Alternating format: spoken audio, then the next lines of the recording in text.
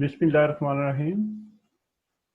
Assalamu alaikum, dear students. I am Sardar Nasir Mahmood from Islamabad College for Boys G63 Islamabad with lecture number 9 of History of 7th class.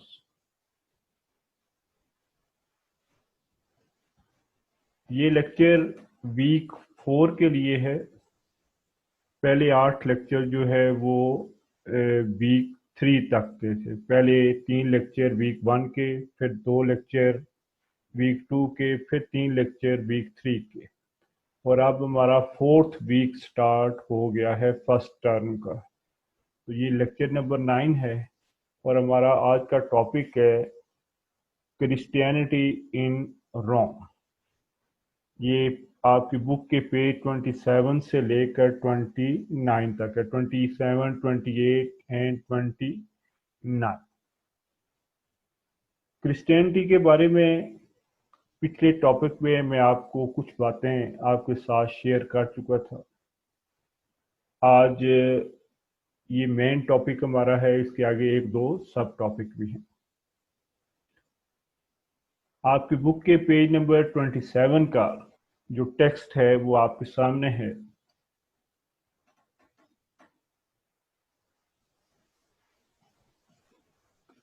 Christianity in Rome. I am going to read it out. Among the many legacies of Rome which impacted the world's culture and civilization, the emergence of Christianity as a major world religion was the most significant development. Christianity spread through the Mediterranean to Egypt, North Africa to Syria, Turkey and Greece. Over a period of time, Rome became the center of Christianity. The Greco-Roman world was greatly influenced by the Judeo-Christian religion in the European continent. It is therefore important to talk about the role of the Catholic Church in the lives of the common people. Ancient Rome ने जब वो ख़त्म हो गया 476 AD में, तो उसने बहुत सी चीज़ें अपने पीछे छोड़ी, जिस तरह हमने डिस्कस किया। उसके बाद उसका इंफ्रास्ट्रक्चर, उसकी इंजीनियरिंग और बहुत सी चीज़ें लोग बाद में फॉलो करते रहे। आर्किटेक्चर के स्टाइल, जुडिशल सिस्टम में जो उन्होंने रिफॉर्म्स की थी वो बाद में फॉलो होती रही। एक चीज़ जो और रोम की लेगेसी में शामिल थी, उन्होंने जो छोड़ा पीछे, वो क्रिश्चियन का रिलीजन था, क्रिश्चियनिटी था। क्रिश्चियनिटी प्रॉफिट हजरत ईसा अलैहिस्सलाम जैसिस उन्होंने स्टार्ट की, और शुरू में इसको यहूदियत या जुडाइज्म का एक सेक्ट तस्वर किया जाता था। हजरत ईसा अलैहिस्सलाम प्रेजेंट इसराइल फ़लस्तीन में पैदा हुए थे। नासरिया नाम की एक बस्ती थी, उसमें पैदा हुए। तो यरूशलेम प्रेजेंट इसराइल का एरिया, यहाँ पर क्रिश्चियनिटी जो है वहाँ आपने इसकी प्रीचिंग की। उस वक्त ये एरिया रोमन के कब्जे में था और रोम का गवर्नर वहाँ पर रूल कर रहा था, और उसी के ऑर्डर पर हजरत ईसा अलैहिस्सलाम को क्रूसीफाई किया गया था। हजरत ईसा अलैहिस्सलाम के अपने दौर तक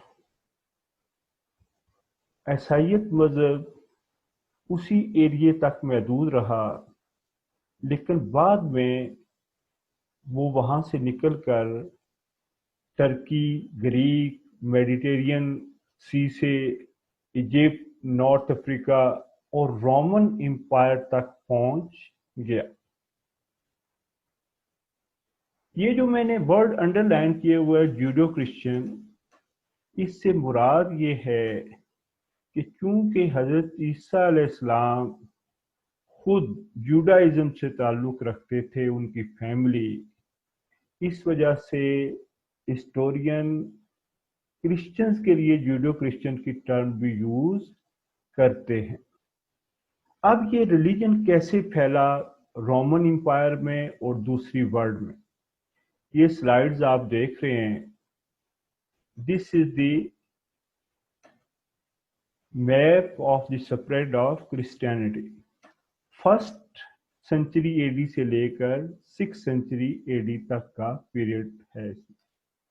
جیسا کہ آپ کو معلوم ہے، میں نے پچھلے ٹاپک میں، پچھلے لیسن میں آپ کو بتایا تھا کہ اس وقت کرسچینٹی دنیا کا نمبر کے اعتبار سے نمبر 1 ریلیجن ہے۔ تو ہم دیکھتے ہیں کہ یہ پھیلا کیسے۔ یہ یروشلم کا ایریا ہے، پریزنٹ اسرائیل کا۔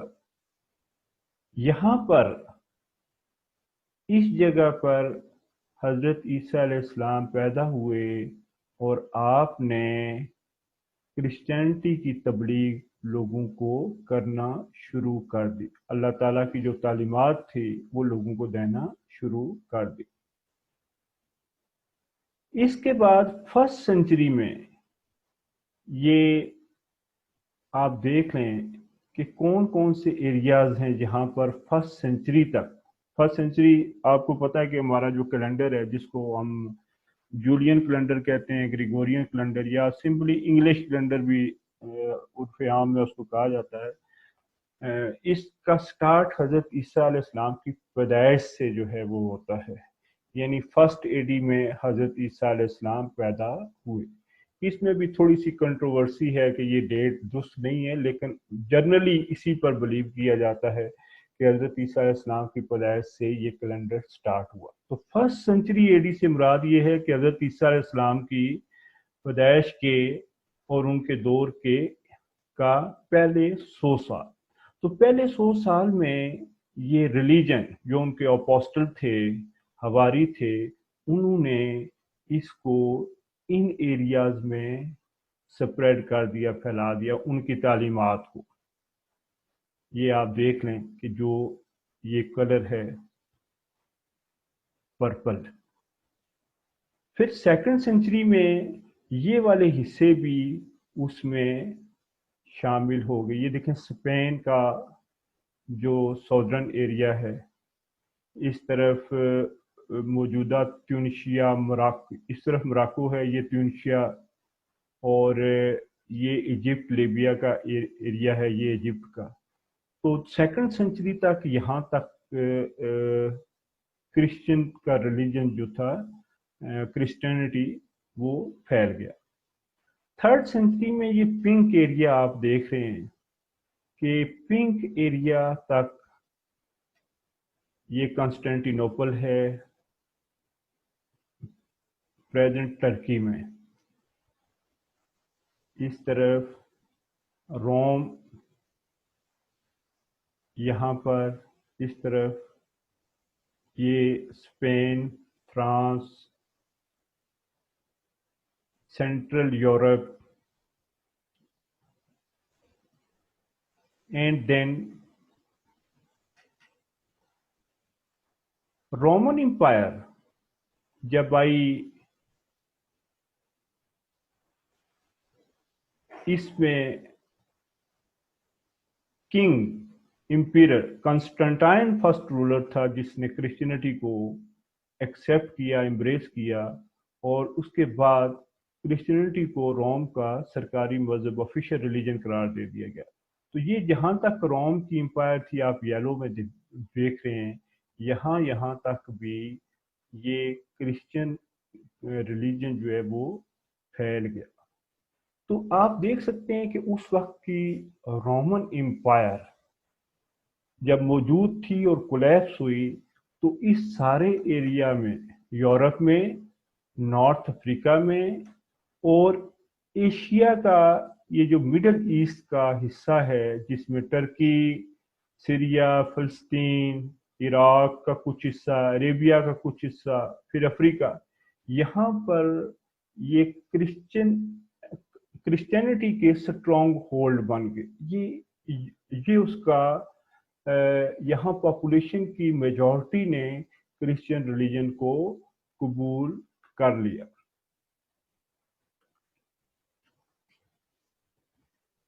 क्रिश्चियन रिलीजन का सबसे मेन सेक्ट, बड़ा फिरका, वो रोमन कैथोलिक चर्च है। रोमन कैथोलिक का एक बुनियादी बिलीफ है कि वो पोप को अपना सरबराह मानते हैं और स्पिरिचुअल हेड मानते हैं, जबकि जो दूसरे सेक्ट हैं, चाहे वो प्रोटेस्टेंट हों या फिर ईस्टर्न ऑर्थोडॉक्स चर्च हो, वो पोप की मोनोपोली को तस्लीम नहीं करते। तो ये रोमन कैथोलिक चर्च जो था, उसका स्टार्ट कैसे हुआ? कैथोलिक मीन यूनिवर्सल, आलमी, पूरी दुनिया में छाया हुआ। Historically it refers to the Roman Catholic church. तारीखी तौर पर कैथोलिक का वर्ड जो है वो रोमन कैथोलिक चर्च के लिए इस्तेमाल किया जाता है। The Catholic Church in the Roman cities developed and organized into a hierarchy. The priest and the clergy obeyed the local church leader. Over a period of time, a priest of Rome would become the most important bishop or pope because of his position as church religious and political leader. His office was called the papacy. Below him were the various ranks of the clergy as shown in the picture below. ये hierarchy है Roman Catholic church की, जो एक pyramids में दिखाई गई है। Pope top पर, सबका लीडर, स्पिरिचुअल हेड।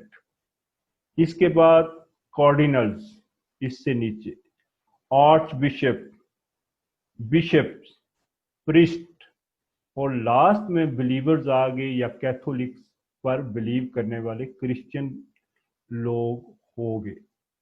तो ये आप देख सकते हैं कि ये हायरार्की जो है ये हमने फ्यूडलिज्म में भी डिस्कस की थी, क्योंकि जो मिडल एजेस है यूरोप की, उसमें रिलीजन का बड़ा इम्पोर्टेंट किरदार था, और पोप और उसका जो बाकी रैंकिंग सिस्टम था, ये न सिर्फ गवर्नमेंट के ऊपर इफेक्ट करते थे, बल्कि गवर्नमेंट की पॉलिसीज भी इनके बगैर जो है वो तरतीब नहीं पाती थी। तो this pyramid shows the hierarchy of Roman Catholic Church.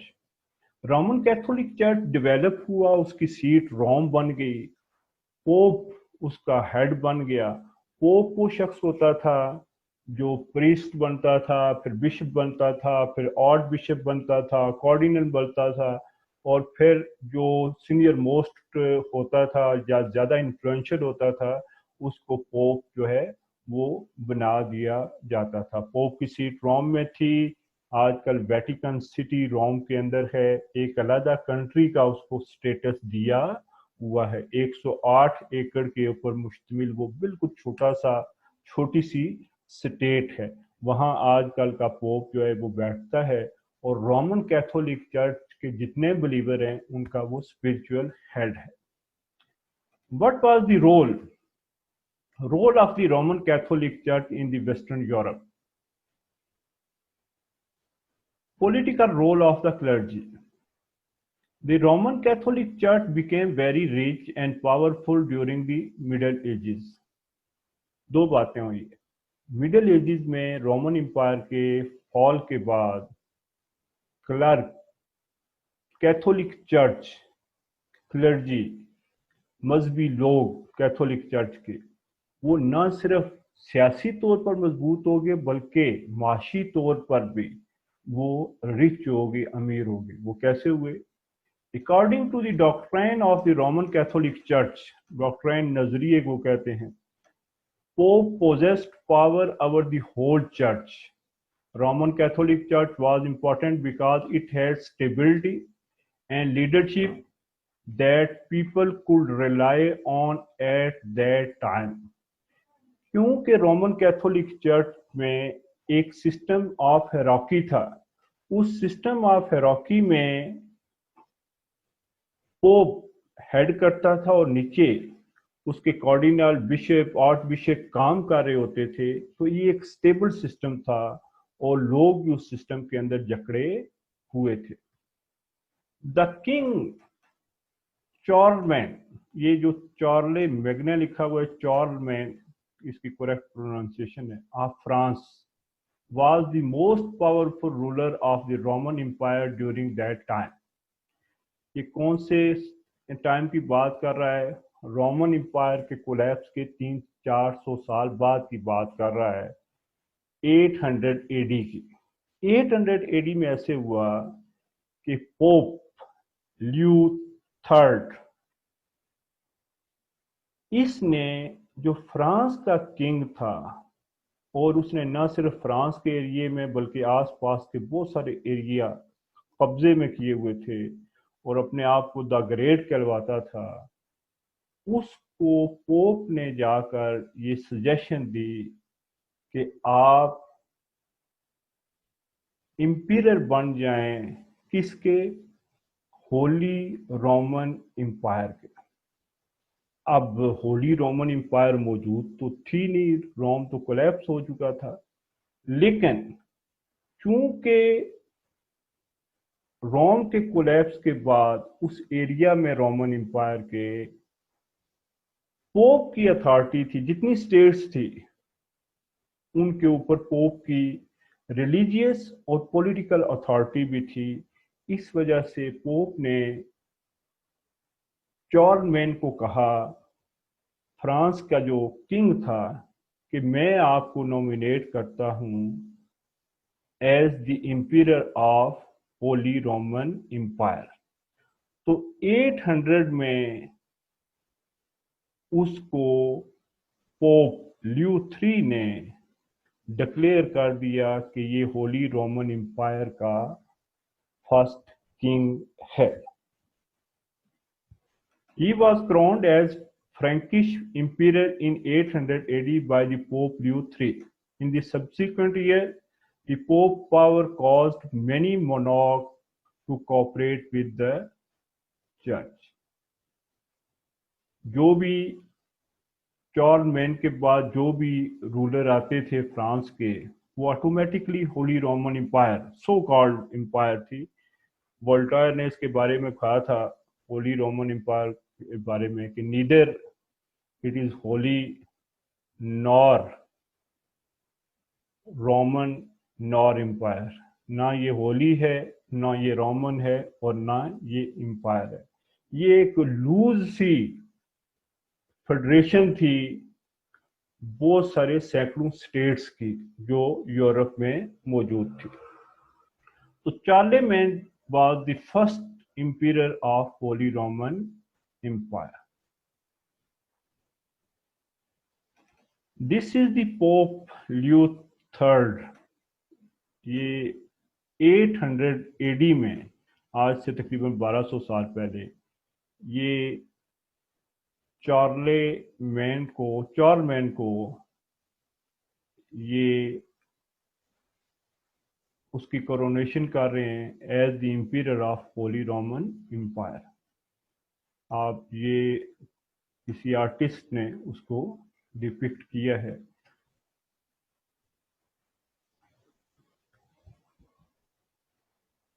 Next, influence of the Catholic church. Catholic church का क्या असर था मिडिवल यूरोप के ऊपर? पहले मैं रीडिंग कर लूं, फिर डिस्कस करते हैं।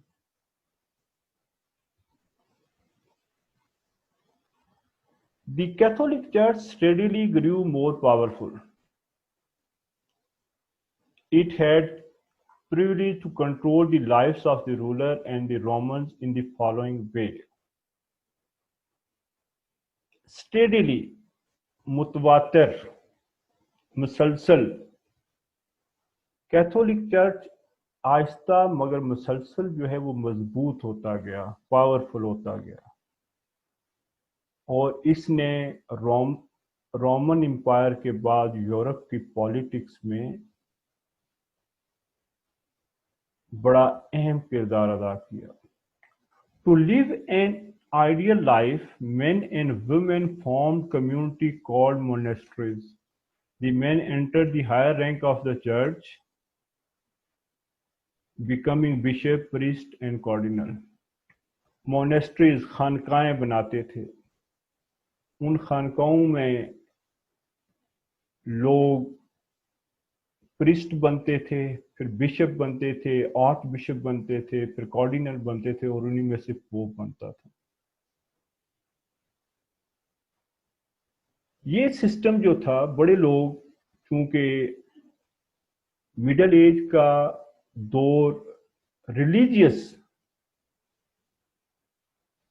मोनोपली का दौर है, रिलीजन की मोनोपली का, तो लोगों की थिंकिंग रिलीजियस थिंकिंग थी उस वक्त। लोग बड़े शौक से मोनेस्ट्रीज में जाते थे और फिर वहाँ पर अपना करेक्टर प्ले करके मुख्तलिफ पोस्ट और ओहदे हासिल करते थे। वो उनके लिए बड़ा चार्मिंग होता था कि कोई प्रिस्ट बन गया, बिशप बन गया या कार्डिनल बन गया। That was a very charming job. The Catholic Church became very rich and powerful during the Middle Ages. People gave church 1/10 of their earning in tithes. Tithes कहते हैं 10वां हिस्सा। अब आप देख लें कि 10वां हिस्सा 10% बनता है। ये एक ऑटोमेटिक टैक्स था। लोग अपनी अर्निंग का, अपनी आमदनी का, इनकम का 10वां हिस्सा 10% वो कैथोलिक चर्च को दे देते थे, पोप को दे देते थे, उसके कार्डिनल्स को, उसके बिशप को दे देते थे, जो अगर पूरी सारी स्टेट्स में आप जमा करें तो ये बहुत बड़ी अमाउंट बनती थी। इससे कैथोलिक चर्च फाइनेंशियल इकोनॉमिकली बहुत स्ट्रांग हो गया, और जब वो इकोनॉमिकली स्ट्रांग हो गया तो फिर पॉलिटिकल पावर भी उसके हाथों में रही। People had to pay the church for various ceremonies such as their marriages. लोगों की ceremonies होती, फॉर एग्जाम्पल मैरिजेज होती, शादियां होती, या कोई और सेरेमनी होती, कोई फेस्टिवल होता, तो उस मौके के ऊपर भी वो चर्च को पे करते थे, पैसे देते थे। अब चर्च 10% तो ऑलरेडी अर्निंग में ले रहा है, और इसके अलावा सेरेमनीज जो होती हैं, ज़ाहिर है कि रोज़ाना सैकड़ों हज़ारों सेरेमनीज मुख्तलिफ जगहों पर हो रही होंगी, उनसे सारे जो मनी कलेक्ट होके वो चर्च के पास चली जाती थी। People also paid fine or gave land to the church to purify themselves.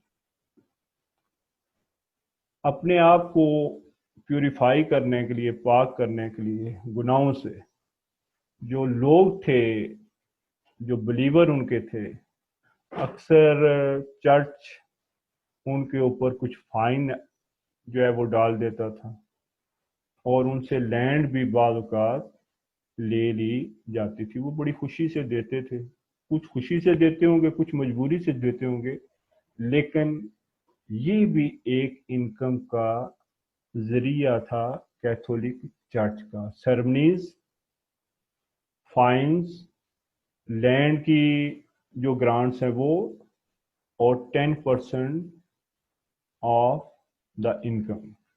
तो इस तरह से कैथोलिक चर्च ने फाइनेंस, रुपए पैसे इकट्ठे करके एक मोनोपोली कायम की हुई थी यूरोप में। Okay, the church owned about 1/3 of the land in Western Europe, but the church was excluded from paying taxes. Western Europe की 1/3 लैंड, 1/3, 33% लैंड वो चर्च के कब्जे में थी।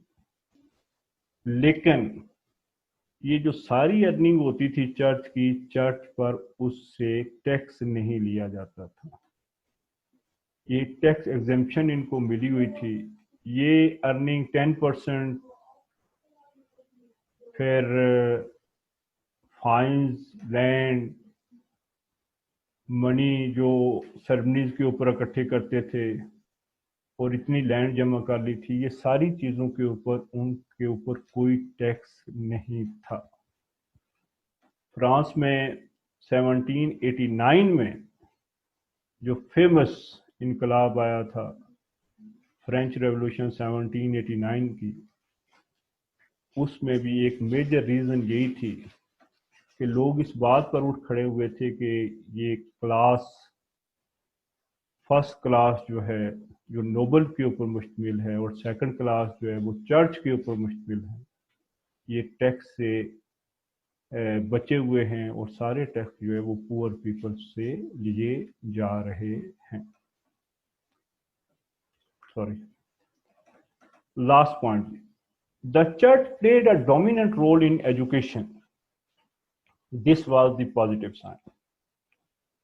School were establish at cathedrals. Cathedral बड़ा church जो होता था उसको कैथेड्रल कहते थे। Students of these schools was usually nobles who often became religious or political leaders.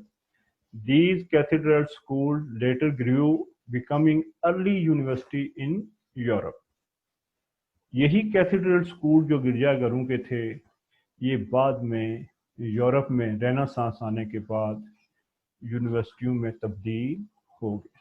तो स्टूडेंट्स, आपने देखा कि कैथोलिक चर्च वेस्टर्न सोसाइटी में कैसे इन्फ्लुएंस कर रहा था, पॉलिटिकली भी और माशी तौर पर भी, और वो कितना अर्न कर रहा था, और माशरे पर, यूरोपियन सोसाइटी के ऊपर उसकी गिरफ्त कितनी मजबूत थी। हमने जो मेन पॉइंट इस टॉपिक में डिस्कस किए वो emergence and spread of Christianity. Emergence आज से 2000 साल पहले प्रेजेंट इसराइल, यरूशलेम के एरिया में हुआ। हज़रत ईसा अलैहिस्सलाम ने प्रीचिंग स्टार्ट की। फिर क्रिश्चियनिटी का स्प्रेड सीरिया में, प्रेजेंट टर्की में, ग्रीक में, इजिप्ट से होता हुआ रोमन एम्पायर तक पहुंच गया। कंस्टेंटाइन ने इसको एक किस्म का ऑफिशियल रिलीजन बना दिया, और बाद में बाइजेंटाइन एम्पायर में भी ये ऑफिशियल रिलीजन रहा। और रोमन एम्पायर के खात्मे के बाद यूरोप के अक्सर 100% स्टेट में ही क्रिश्चियनिटी ऑफिशियल रिलीजन था। रोमन कैथोलिक चर्च ये मेन सेक्ट है इसका क्लासिक क्रिश्चियनिटी का, जिसकी सीट रोम में है और उसको पोप हेड करता है। हेरार्की सिस्टम आपने पढ़ा इसमें कि हेरार्की किस तरह से थी। पोप था, नीचे कार्डिनल थे, उससे नीचे आर्च बिशप थे, उससे नीचे बिशप थे, उसके बाद आम प्रिस्ट थे, और फिर आखिर में बिलीवर्स या कैथोलिक आ जाते थे। होली रोमन एम्पायर एक फर्जी किस्म की, आप समझ लें, सो कॉल्ड किस्म की एम्पायर थी जो 800 में एस्टेब्लिश हुई, और Charles man was his first ampere, और ये आइडिया पोप का था, पोप लियो III का था। होली रोमन एम्पायर बहुत अरसा तक, नेपोलियन की वार के बाद जो है इसका खात्मा हुआ। फ्रेंच में रेवोल्यूशन के बाद होली रोमन एम्पायर का खात्मा हुआ ऑफिशियली। उसकी इतनी पॉलिटिकल सिग्निफिकेंट वो ना हो, लेकिन रिलीजियस पॉइंट ऑफ व्यू से होली रोमन क्रिश्चियनिटी ने होली रोमन एम्पायर को इंटैक्ट रखा। रोमन कैथोलिक चर्च का जो इन्फ्लुएंस था सोसाइटी के ऊपर, वो पॉलिटिकली भी था और इकोनॉमिकली भी था, दोनों तरह से। रेवेन्यू वो इकट्ठा करते थे, लैंड वो लेते थे, और एक इम्पॉर्टेंट फैक्टर वेस्टर्न यूरोप का कैथोलिक चर्च बन गया था। और इसी वजह से माशी तौर पर मजबूत होने की वजह से वो इतने 100 साल तक लोगों की एक्सप्लॉयटेशन करते रहे। लेक्चर नंबर 9 की आज की आपकी एक्टिविटी है कि आपने पेज 27, 28, 29 की रीडिंग करनी है। 2 क्वेश्चन, एक शॉर्ट और एक लॉन्ग, आज के टॉपिक से मुताल्लिक है। जो शॉर्ट है, what was the church role in educating during the middle ages, ये आप देख सकते हैं, ये this one, what was the church role in educating during the middle ages. तो इसका आंसर जो है वो ये एफ पर है, the church play a dominant role in education.